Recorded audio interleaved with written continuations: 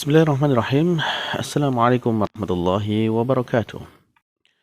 Alhamdulillahirrabbilalamin. Wabihi nasta'inu ala umuri dunya waddin. Wassalatu wassalamu ala asyrafil anbiya'i wal mursalin nabiyina Muhammadin wa ala alihi wa ashabihi ajma'in. Wa man tabi'ahum bi ihsanin ila yaumiddin amma ba'd. Alhamdulillah, masyaallah muslimin, para pemirsa Rabbani TV yang dimuliakan Allah Subhanahu wa taala. Bersyukur kita kepada Allah Subhanahu wa taala di kesempatan kali ini kembali kita bisa bertemu melanjutkan majelis kita, majelis yang di dalamnya kita banyak mengharapkan kebaikan dari Allah Subhanahu wa taala. Majelis yang di dalamnya kita mengharapkan keridhaannya Allah Subhanahu wa taala. Mengapa demikian? Karena memang Allah Subhanahu wa taala telah meridhoi bahwasanya bahasa Arab itu adalah bahasa yang Allah pilih untuk menjadi bahasa kitab sucinya atau bahasa agamanya ini. Sehingga kalau kita sekarang belajar tentang ilmu bahasa Arab, kita juga berharap bahwasanya kita termasuk di antara hamba-hamba yang diridhoi Allah Subhanahu wa taala. Kenapa? Karena kita mempelajari apa yang telah Allah ridhoi. Maka untuk itu para pemirsa sekalian yang dimuliakan Allah Subhanahu wa taala, pentingnya bagi kita belajar bahasa Arab ini agar kita senantiasa berada dalam keridhaan Allah Subhanahu wa taala. Baiklah para pemirsa, kita melanjutkan pelajaran kita ya, masih dari kitab Durusul Al-Arabiyah li Ghairi Natiqin Biha karya Dr. Abdurrahim terbitan dari Islamic University of Madinah. Alhamdulillah, kita sekarang sudah ada di jilid yang kedua. Kita sudah masuk ke pelajaran yang ketujuh, dan insya Allah mungkin pada pertemuan kali ini kita pertemuan terakhir dari pelajaran ketujuh ya, insya Allah. Dan pada pertemuan yang lalu kita sudah selesai sampai latihan ke-11 dan latihan ke-12 juga sudah kita sampaikan tentang perintah dari mu'alif untuk mengerjakannya dan menjadi PR ya. Dan kalau sudah dikerjakan ya insya Allah pada kesempatan kali kita lanjutkan membahas jawaban dari latihan ke-12. Jika belum dikerjakan berarti ya silahkan dikerjakan terlebih dahulu latihan ke-12-nya. Baik, para pemirsa yang dimuliakan Allah Subhanahu wa taala, kalau sudah dikerjakan latihan ke-12 ya, mari kita cocokkan jawabannya. Jadi perintahnya latihan 12 adalah kawin jumalan musta'milan al kalimatil atiyah. Jadi susunlah ya kalimat-kalimat menggunakan kata-kata berikut ini. Baik, kata yang pertama ada kata dakhola. Ya, kata-kata dakhola itu kata fiil ya, kata kerja. Nah, kata kerja bentuk lampau, bentuk mandi, dan di sini domirnya adalah huwa ya, satu orang ketiga tunggal. Nah seperti ini mudah untuk dibikin kalimat ya, bisa langsung kita bikin ya. Dakhala Muhammadun al masjidah, Muhammad masuk ke masjid. Atau dakhalal akhi ya, dakhalal akhi dakhala akhi ya, telah masuk dalam rumah saudaraku al-baita ya, dakhala akhi al-baita, saudaraku telah masuk ke rumah. Atau dakhalat ukhti ya, dakhalat ukhti al-matbaha ya, saudariku telah masuk ke dapur. Ya, tapi di sini afan ya. Di sini katanya dakhala bukan dakhalat ya. Jadi dakhala untuk yang laki-laki saja berarti ya. Yang laki-laki tunggal. Jadi banyak silakan, atau mungkin ya di contoh yang lain, misalkan dakhala Yusufu al-fasla, Yusuf telah masuk ke kelas, dan banyak lagi contoh-contoh yang lainnya, silakan disusun sendiri. Baik, untuk yang kedua kata yang harus kita gunakan adalah bahasaan. Bahasaan yaitu mencari tentang mencari apa ya, mencari. Nah, di sini kalau misalkan dilihat di dalam contoh ya, di dalam contoh misalkan di halaman itu bukunya di halaman 48 misalkan di sana ada contohnya penggunaan kata ini, yaitu di baris keempat dari atas ya. Di situ berkata bahastu anha. Nah, di situ kan bahastu berarti pelakunya saya ya, ana. Kalau anha di tentangnya, itu tentang apa yang dicari adalah sapu di situ. Nah, di sini kalau sekarang bahasaan ini pelakunya adalah huwa ya, dia orang pertama laki-laki tunggal. Nah, berarti silakan ditambahkan ya apa kata ini disusun dalam sebuah kalimat. Misalkan bagaimana? Misalkan Muhammad, kalau dalam bahasa kita misalkan Muhammad ya telah mencari buku, berarti Muhammad bahasa yaitu al-kitabah, anil kitabah ya. Atau bisa bahasa Muhammadun anil kitabah, tapi itu terpisah ya. Kalau disambung ya berarti pelakunya disebut dulu ya. Muhammadun bahasa anil kitabah.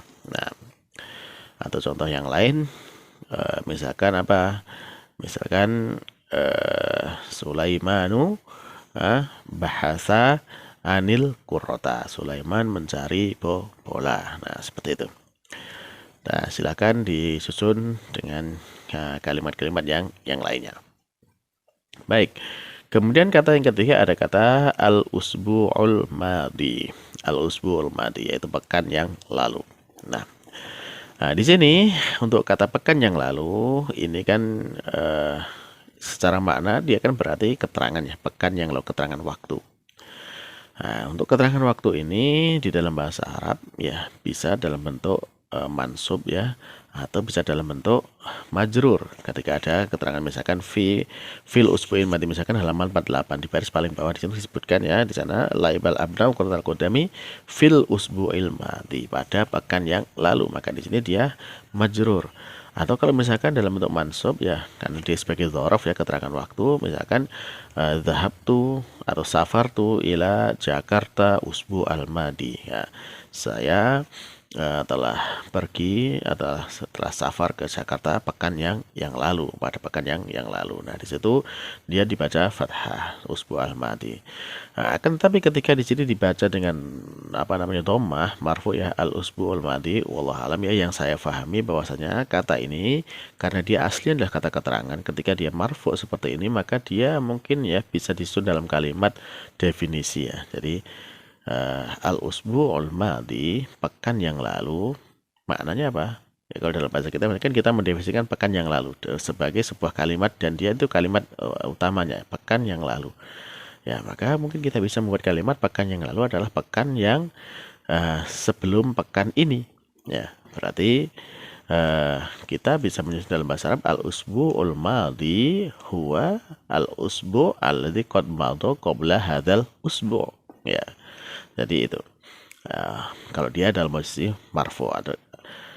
Jadi pekan yang lalu adalah pekan yang sudah berlalu sebelum pekan sekarang. Nah, wallahu alam, itu yang saya pahami ya. Adapun kalau misalkan di dalam dengan keterangan waktu dengan ditambahkan huruf jarfi sebelumnya itu mudah ya, misalkan contoh kayak tadi ya, atau contoh yang lain misalkan zurtu jaddati fil usbu'il madi, saya telah berziarah mengunjungi nenekku pada pekan yang lalu. Nah, itu kan berarti dia majrur ya, fil usbu'il madi gitu. Nah, kan tapi kalau marfu ya yang saya pahami seperti tadi, wallahu taala alam. Baik, untuk yang kata berikutnya, kata al-barihata. Nah, al-barihata di sini dia fathah ya, al-barihata. Nah, maka di sana mudah dia sebagai dzaraf atau keterangan waktu. Karena al-barihah artinya juga serius keterangan waktu, yaitu apa? Bisa bermakna kemarin sore atau bermakna tadi malam ya, semalam. Nah, berarti bisa kita buat kalimat ya, hadartu hadartul muhadarata, hadartu al-muhadarata ya al-barihata, misalkan seperti itu ya, saya telah hadir ya pengajian pada tadi malam ya, semalam. Nah, atau juga bisa ya kumtu ya bi at-ta'lim al-arabiyah al-barihata, ya saya telah belajar bahasa Arab pada tadi malam. Nah, gitu. Jadi al-barihatanya jelas sebagai keterangan yang menjelaskan waktu telah lalu tadi malam. Ya, apapun kejadiannya tadi malam ya bisa kita kasih keterangan dengan al-barihata setelah kita sebutkan kejadiannya. Baik, berikutnya ada kata ziyaratun. Nah, kata ziyaratun kalau berdiri sendiri seperti ini ya, dia berakhiran dengan tanwin seperti itu, maka dia bermakna ziarah ini sebagai kata benda ya, kata benda nakiroh, dan di sini maknanya adalah kunjungan. Nah, coba kalau dalam bahasa kita, dalam bahasa Indonesia, kata kunjungan itu bisa disusun dalam kalimat seperti apa? Yang dia itu berdiri sendiri kata kunjungannya ini. Kalau misalkan dia sambungan misalkan kayak kunjungan presiden eh, atau misalkan untuk mengunjungi, ya itu mudah gitu kan. Tapi kalau dia kunjungan berdiri sendiri, kata yang tidak tergabung dengan kata yang lain, terus kemudian di dalam satu kalimat dia perannya sebagai apa? Ya. Jadi ya mungkin bisa dimana sebagai sebuah kalimat definisi ya. Jadi kunjungan adalah kan gitu ya.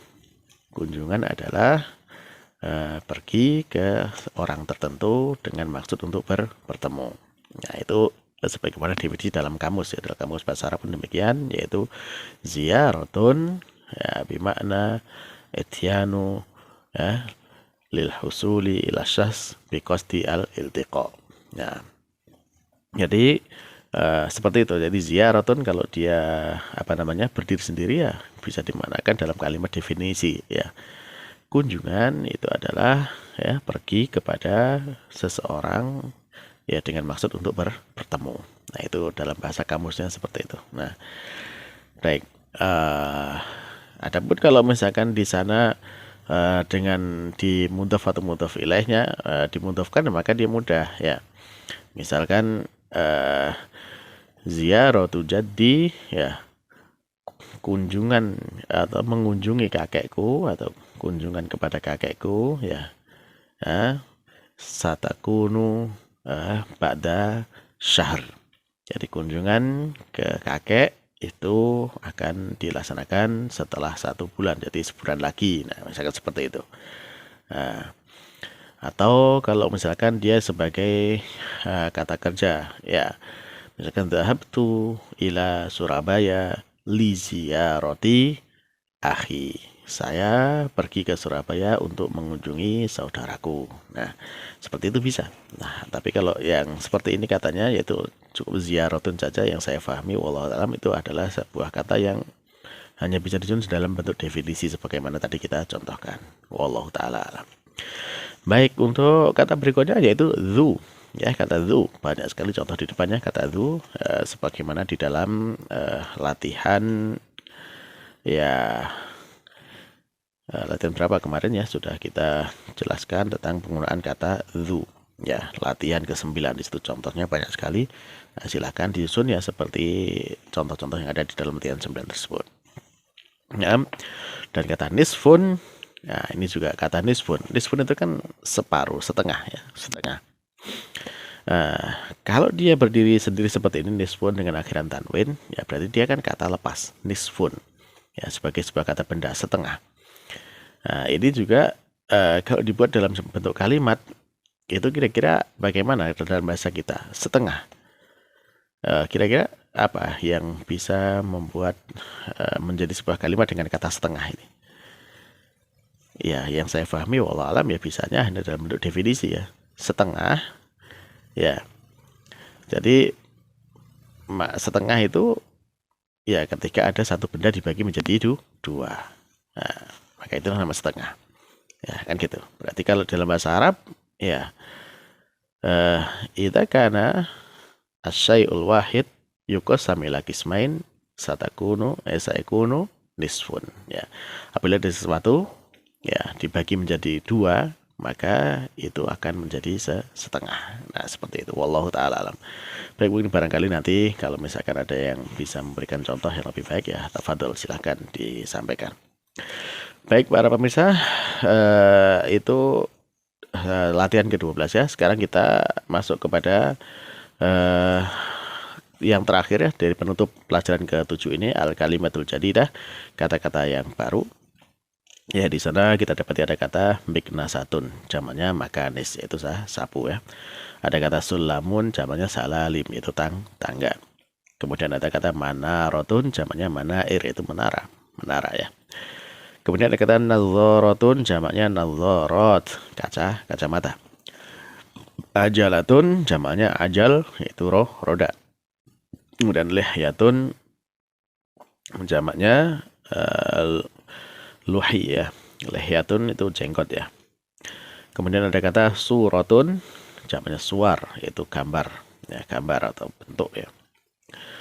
Idza'atun jamannya idza'at, artinya radio ya. Alin bentuk muannasnya adalah aliyah, dan tinggi ya. Lalu sobun artinya sabun, al-barihah ya semalam, mulawwan berwarna-warni, asirun jus ya, portokal jeruk, sobahun pagi, kuratul kodam sepak bola, kuratus salah bola basket ya, nisfun separuh, masya berjalan, akhoda mengambil, wadoa meletakkan, wajada mendapatkan, bahasaan mencari. Nah, baik, alhamdulillah selesai kita pelajaran yang ke-7, dan mudah-mudahan dengan selesainya pelajaran ke-7 ini ya semakin banyak lah apa yang kita pelajari, dan mudah-mudahan itu semuanya menjadikan bagi kita ilmu yang bermanfaat, yang mana dengan ilmu yang bermanfaat ini kita berharap bahwasanya itu akan menjadi jariah juga untuk kita dunia sampai akhir kala, amin. Kita cukupkan sekian dulu untuk pertemuan kali ini. Semoga Allah Subhanahu wa taala memberikan keberkahannya kepada kita dan menjadikan kita termasuk hamba-hamba yang diridhoinya, amin. Kita akhiri, subhanakallahumma rabbana wa bihamdika asyhadu an la ilaha illa anta astaghfiruka wa atubu ilaik. Wassalamualaikum warahmatullahi wabarakatuh.